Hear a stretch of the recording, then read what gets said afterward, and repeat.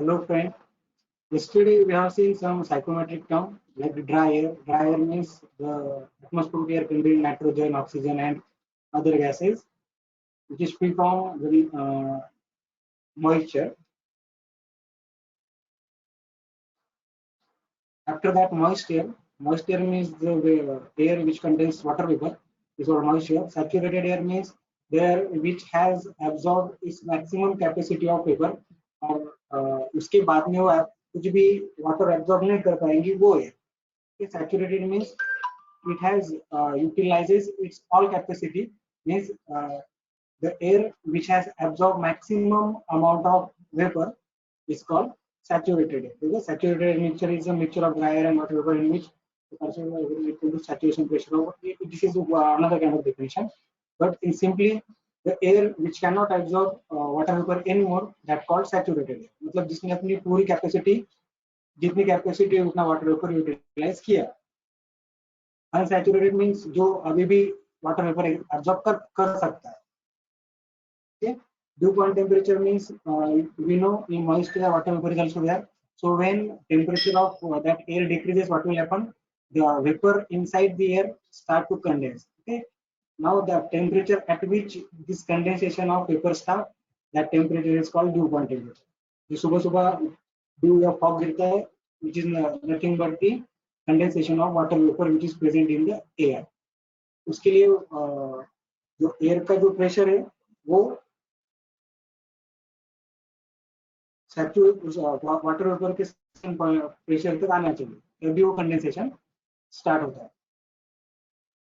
उसके बाद में हम आज कुछ रिलेशन देखेंगे, लेकिन उसके पहले एक इंपॉर्टेंट चीज देखनी है Dalton's law. Dalton's law of partial pressure. तो डाल्टन्स लॉ से that the amount of pressure exerted by any mixture is equal to summation of partial pressure of all the constituent. मतलब सपोज हमारे पास एक mixture है जिसमें x और y constituent है या पार्ट है. तो अगर उस मिक्सचर का प्रेशर P है तो वो P कितना रहेगा? Partial pressure of x and partial pressure of y. Okay, so what is meant by partial pressure? Partial pressure means suppose we remove all the constituent and only one constituent is here which occupy whole volume. अगर आपके पास एक mixture है उसमें दो constituent है x और y, हमने y को निकाल दिया, अब x क्या करेगा? पूरा वॉल्यूम ऑक्यूपाई करेगा. बराबर. वो पूरा वॉल्यूम ऑक्यूपाई करने के बाद x का जो प्रेशर रहेगा उसे कहते हैं partial pressure. Okay. The pressure exerted by single constituent, जब हमने दूसरे रिमूव कर दिए और ये सिंगल को अलाउ किया पूरा वॉल्यूम फिल करने के लिए, उसके बाद में उसका जो प्रेशर रहेगा उसे कहते हैं पार्शियल प्रेशर ऑफ x. अब हम क्या करेंगे? सिमिलरली y वही रहेगा, x निकाल देंगे. अब y क्या करेगा? पूरा वॉल्यूम जो मिक्सचर का वॉल्यूम है वो ऑक्यूपाई करेगा. अब उसका जो प्रेशर है वो रहेगा पार्शियल प्रेशर ऑफ y. समझ में आ गया? हमारे पास एक मिक्सचर है, स्पेसिफिक उसका कुछ वॉल्यूम है, हमने बाकी के कंस्टिट्यूएंट निकाल दिए, एक रख दिया. सपोज x और y है, y निकाल दिया, x रखा, x ने पूरा वॉल्यूम ऑक्यूपाई कर लिया. उसके बाद में उसका जो प्रेशर है it is nothing but partial pressure of x. Clear? और उसके बाद में हमने क्या किया? x को निकाल दिया. अब y क्या करेगा? पूरा वॉल्यूम ऑक्यूपाई करेगा और जो वॉल्यूम ऑक्यूपाई करने के बाद y का प्रेशर रहेगा it is partial pressure of y. अगर आपके पास 10 कॉन्स्टिट्यूएंट है मिक्सचर में तो वन बाय वन एक को आप अलाउ करेंगे वॉल्यूम भरने के लिए,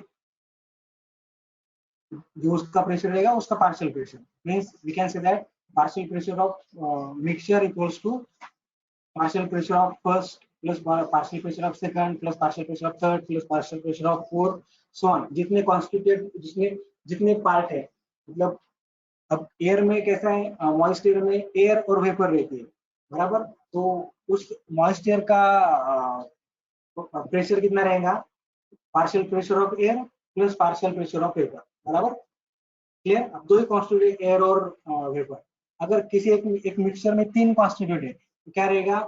P1 plus P2 plus P3. P1 क्या? Partial pressure of first constituent plus partial pressure of second plus partial pressure of third.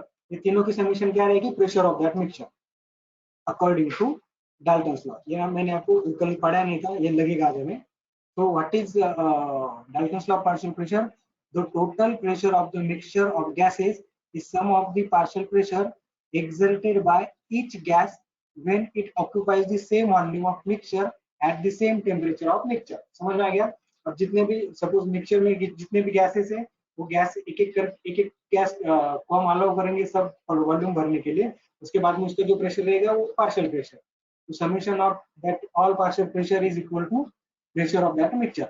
लेकिन इसके लिए कंडीशन है कि सभी का टेम्परेचर सेम रहना, मतलब उसी टेम्परेचर पे उसको एक्सपांड करेंगे। क्लियर। डीबीटी और डब्ल्यूबीटी हमने कल देखा है।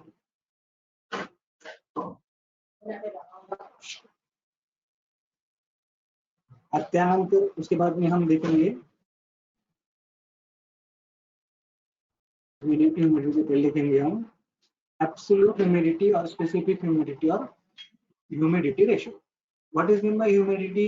Humidity means amount of water vapor present in unit kg of dry air। Clear? It is called humidity and it is denoted by omega, and that humidity is also called absolute humidity or specific humidity or humidity ratio।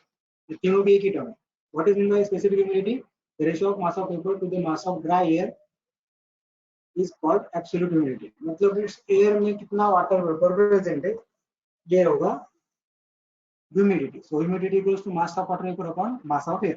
अब mass of water vapor को हम by using ideal gas equation PV equals to MRT लिख सकते हैं, PV into volume upon RV upon T, और air को PA upon V, PA into V RA upon T। अब देखो इसमें वॉल्यूम तो से एक ही ऑक्यूपाई करेगा बराबर, वॉल्यूम सेम है और उसका टेम्परेचर भी सेम है, तो वॉल्यूम वॉल्यूम और टेम्परेचर कैंसिल हो जाएगा, तो क्या बचेगा यहाँ पर PV upon RV PA upon RA। तो इसको हम अरेंज करेंगे तो PV into RA, RA is denominator of denominator, numerator में जाएगा, और वो जो डिनोमिनेटर ऑफ न्यूमरेटर डिनोमिनेटर में आएगा। क्या हुआ PV upon PA RA upon RB। अब what is mean by gas constant. Okay, अब ये इसमें दो तरीके से बताया। ये हम molecular weight into gas constant equals to universal gas constant, आपको मालूम है बराबर। So what RA upon RB can be written as molecular weight of vapor upon molecular weight of air। इसको मैं दूसरे तरीके से बताऊंगा, पहले समझ लो। Molecular weight of vapour, vapour क्या रहता है वाटर की वेपर। वाटर क्या है H2O, वाटर के दो मॉलिक्यूल हाइड्रोजन का, एक मॉलिक्यूल ऑक्सीजन का। ऑक्सीजन का मॉलिक्यूलर वेट है 16, 16, हाइड्रोजन का 2, उसका हो गया 18 mv का molecular weight of vapour. Molecular of air, air का तो स्टैंडर्ड 20 है, तो ये आता है 0.622। अगर ऐसा आपको याद नहीं रहता तो आप सीधे ये की वैल्यू पुट कर सकते हैं। आर मींस गैस कांस्टेंट, तो एयर का गैस कांस्टेंट है 0.287 किलोजूल पर केजी के लिए। क्लियर।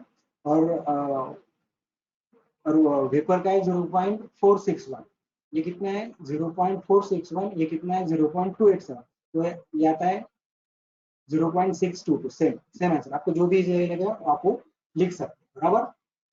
अब देखो इसको हम ये R A upon R B के हम यहाँ पुट करेंगे, ये क्या हो गया omega equals to 0.622 PV upon PV. What is PV, partial pressure of vapour, PA partial pressure of air. Now P is pressure of mixture और एयर। अब ये ऑब्वियसली ये एटमॉस्फेरिक एयर है, pressure of air equals to partial pressure of air partial pressure of vapour. तो PA को हम क्या लिख सकते हैं, P minus sorry P minus PV। So what omega or specific humidity can be written as 0.622 PV upon P minus PV। ये याद रखो, इसके ऊपर न्यूमेरिकल आते हैं, कुछ सिंपल है, आपको सिर्फ वैल्यू पुट करनी होती है, कैलकुलेशन करना होता है, ज्यादा कुछ उसमें है नहीं।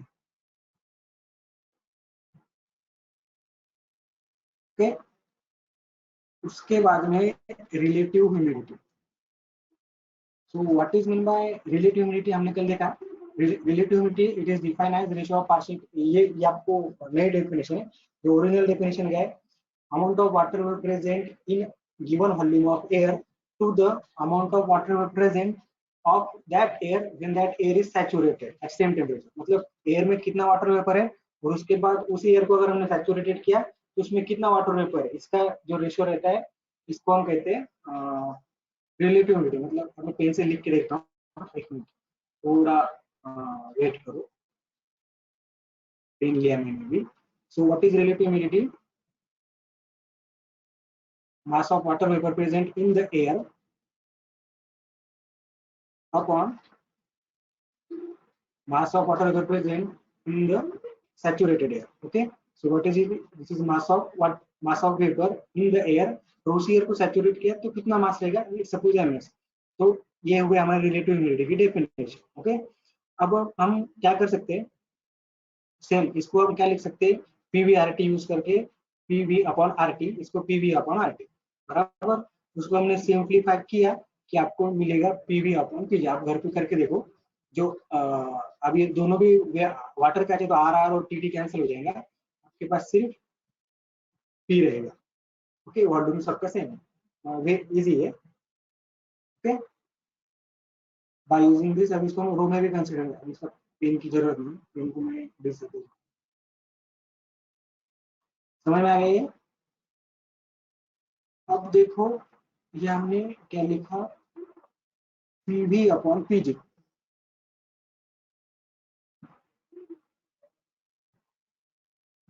सो ये मतलब आपको एयर का पार्शियल वॉल्यूम मालूम है, सॉरी वेपर का पार्शियल प्रेशर मालूम है, सैचुरेशन प्रेशर मालूम है, तो आप रिलेटिव ह्यूमिडिटी निकाल सकते हो। थोड़ी सी अरेंजमेंट करने के बाद हमें एक नया फार्मूला मिलता है, five equals to PV upon PS in bracket 1 minus ps upon pb divided by 1 minus pv upon pb bracket close। तो सिंप्लीफाई करने के बाद हमको मिलता है 5 इक्वल्स टू mu upon 1 minus mu ps upon pb। PPT में ऐड नहीं किया, थोड़ा सा डिफिकल्ट ऐड करने के लिए, और बुक में वो फार्मूला देख लीजिए, लेकिन जनरली हमें इतना ही फार्मूला लगता है, वो जो मैंने अभी बोला वो कभी कभार यूज होता है। क्लियर? अब उसके बाद में आगे हम देखेंगे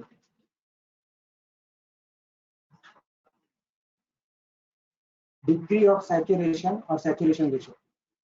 अगेन ये हमने कल देखा था, ये बोले तो it is the defined as ratio of specific humidity of actual air to specific humidity of saturated air. ये जनरली पर यूनिट मास के लिए मेजर करते हैं, और जो ये ह्यूमिडिटी जैसा ही डेफिनेशन, ह्यूमिडिटी में पर यूनिट वॉल्यूम कंसीडर करके इसमें पर केजी एयर में कितना मास वेपर का है, और सैचुरेशन करने के बाद उस एयर को कितना मास वेपर का है वो कंपेयर करते हैं। अब देखो ये क्या है, this is humidity at of that air and this is humidity of that air when it is saturated। G is for saturation, आप उसको S भी लिख सकते हो। अभी अभी हमने ऊपर देखा omega equal to 0.62 PV partial pressure of vapour, P minus partial pressure of vapour. अब हमने क्या किया, उस एयर को सैचुरेट किया, सैचुरेट करने के बाद क्या होगा, सैचुरेशन का प्रेशर आएगा बराबर। यहाँ पर सैचुरेट नहीं था तो वेपर का था, अब वेपर सैचुरेटेड, ये this is partial pressure of vapour, this is partial pressure of vapour which is saturated. Okay, 0.62 PG में saturation pressure P minus PG, 6 cancel हो जाएगा, और इसको आप सिंप्लीफाई करने के बाद आपको एक फार्मूला मिलेगा। क्लियर?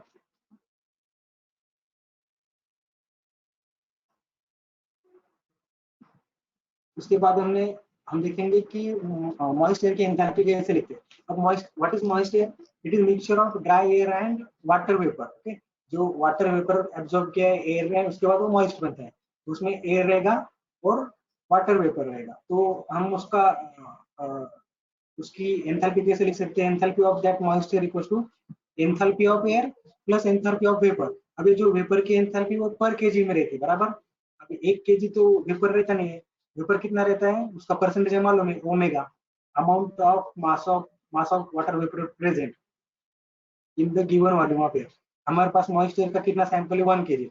1 केजी में जो एयर है वो, और वो कितना फ्रैक्शन वाटर का है कितना, तो उसको हमने वाटर एंथैल्पी से मल्टीप्लाई किया, ये 1 केजी के लिए, लेकिन हमारे पास 1 केजी नहीं है, हमारे पास कितना है वाटर वेपर, ओमेगा।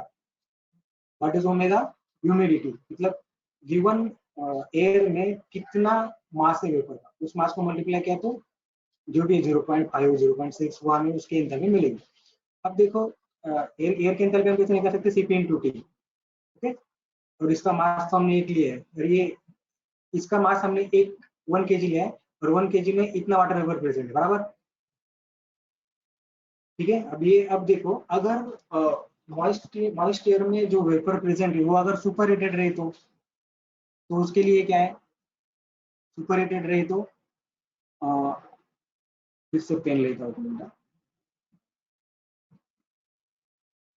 और मैं यहाँ पर ये अपना सैचुरेशन कर है, ये हमारा ये सैचुरेटेड वेपर, और सपोज यहाँ पर अपना जो गिवन मिक्सचर में एयर है सपोज सुपर हीटेड है यहाँ पर ठीक है। हमें इस पॉइंट की एंथैल्पी निकालनी, हम कैसे निकालते हैं, ये इसकी एंथैल्पी हमें मालूम है, इसकी एंथैल्पी क्या रहती है एच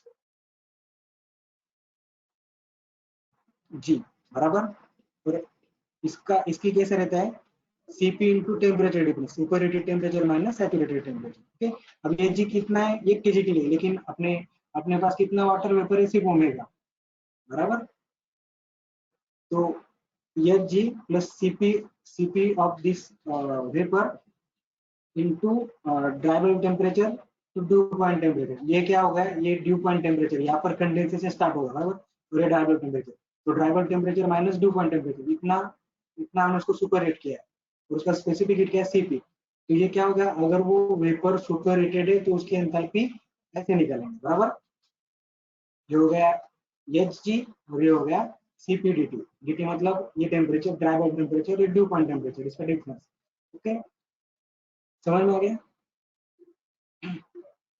तो इन दिस वे हम इसको कैसे, अभी देखो इसका जो सीपीए 1.0 एयर का जो सीपीए वो 1.005 है, उसको हम कैसे लिखेंगे H 1.005 into temperature of air, obviously dry bulb temperature, plus omega into ये स्टैंडर्ड वैल्यू पुट किया है, और सिर्फ फॉर्मूला याद रखो M into H G plus CP into ये एच वेपर यहाँ पर आप पुट कर लो, क्लियर। जो हो गया मॉइस्ट एयर का enthalpy, it is also important, मैंने अभी तो जो बताया उसके ऊपर एक मतलब एक सिंपल न्यूमेरिकल आता है, वो कैसे आता है मैं बाद में बोलूंगा जब न्यूमेरिकल आएंगे। इसके बाद में पार्शियल प्रेशर निकालने के लिए एक कैरियर इक्वेशन है, ये इंपेरिकल इक्वेशन है, आफ्टर एक्सपेरिमेंट मिला है, इसका कोई प्रूफ नहीं है, तो ये आपको याद रखना होगा। What is PG, partial pressure of saturated air wet bulb temperature, okay, minus P मतलब मॉइस्ट एयर का या मिक्सचर का pressure, PG means saturation pressure, TB means dry bulb temperature, W means wet bulb temperature into 1.8 divided by 2800 minus 1.3 1.8 dry bulb temperature plus 32। ये formula आपको याद रखना होगा। Partial pressure निकालना है तो सैचुरेशन प्रेशर, मिक्सचर का pressure, dry bulb temperature, wet bulb temperature आपको मालूम रहना चाहिए, आप इसको निकाल सकते, समझ में आ गया। सो दीज आर दी, ये हम बाद में निकाल के, आज हमने क्या देखा, फिर से आपको रिवाइज करता हूँ। ये कल देखा था dry air, moist air, saturated air. Saturated air मतलब जो जिसने पूरी जितनी कैपेसिटी उतना वाटर वेपर ले लिया है, उसके बाद में वाटर वेपर एब्जॉर्ब नहीं कर पाएगा, वो एयर को सैचुरेटेड एयर कहते हैं बराबर।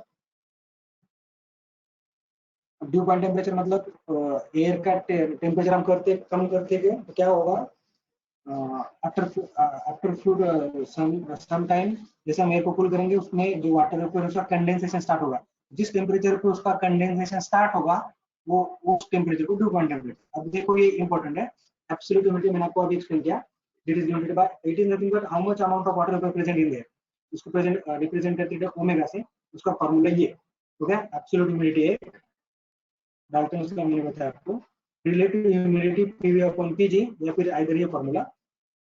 दूसरा, तीसरा degree of saturation, degree of saturation मतलब गिवन केजी ऑफ एयर, उसमें कितना वाटर वेपर प्रेजेंट है, और उसी गिवन केजी को एयर को हमने सैचुरेटेड किया तो कितना वाटर वेपर प्रेजेंट रहेगा, इसका रेशो।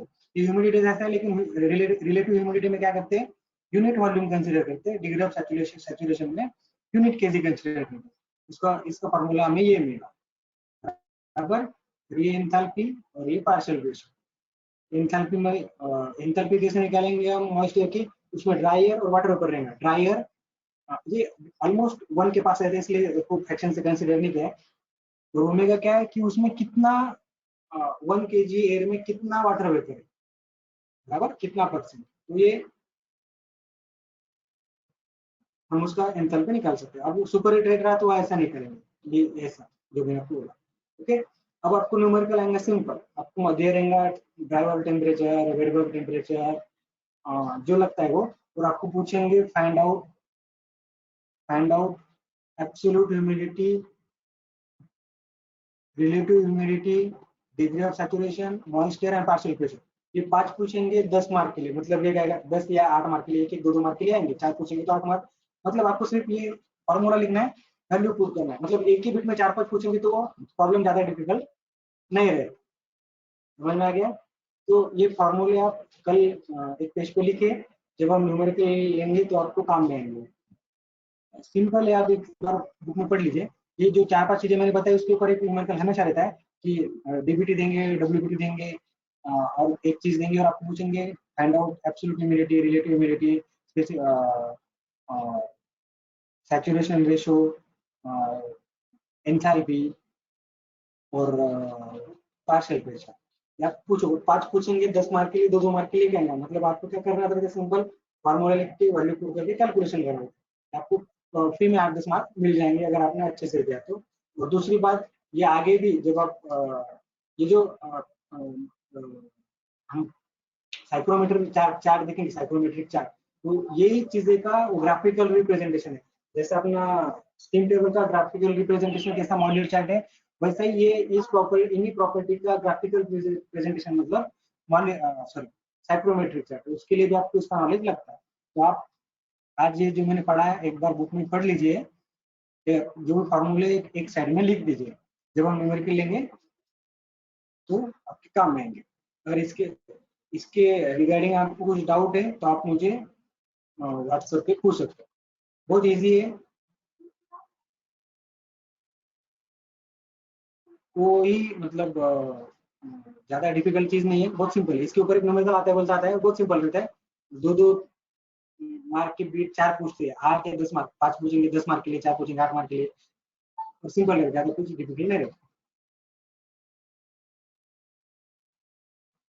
क्लियर? ओके, अगर कोई डाउट रहा तो आप मुझे व्हाट्सएप पे पूछो। Thank you.